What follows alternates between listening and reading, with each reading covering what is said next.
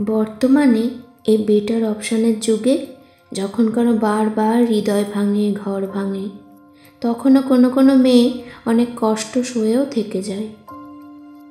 যে মেয়েটা নিজে সারাদিন অক্লান্ত পরিশ্রম করার পরও যখন নিজে খাওয়ার আগে স্বামীর মুখের সামনে জল খাবার তুলে দেয়, সেই মেয়েটা কিসে আটকেছে জানেন? সে আটকেছে মায়ায়।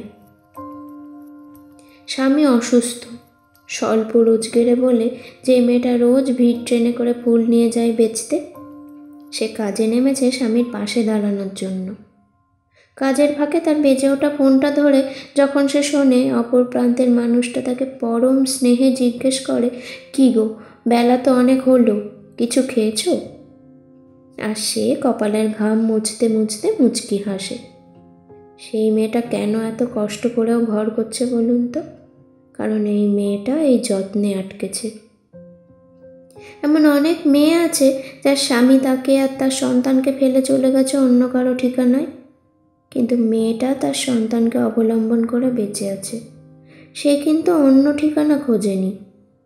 এই মেয়েটা আটকেছে একতরফা ভালোবাসা আর সন্তানের প্রতি দায়িত্ববোধে।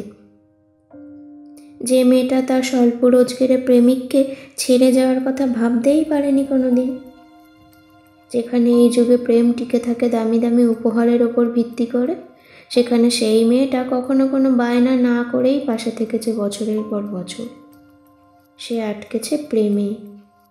মেয়েটা ভালোবেসেছে, সত্যিকারের এক নিখাদ প্রেম।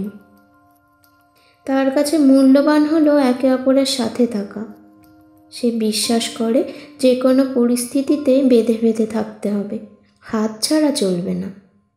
যে মেয়েটা রোজ তার স্বামী, শ্বশুরবাড়ির নানা রকম অত্যাচার সহ্য করে শুধুমাত্র সন্তানদের থাকা খাওয়ার অভাব হচ্ছে না বলে, সেই মেয়েটা আজও থেকে গেছে নিজের কর্তব্যবোধে, সন্তানদের ভবিষ্যৎ চিন্তায়।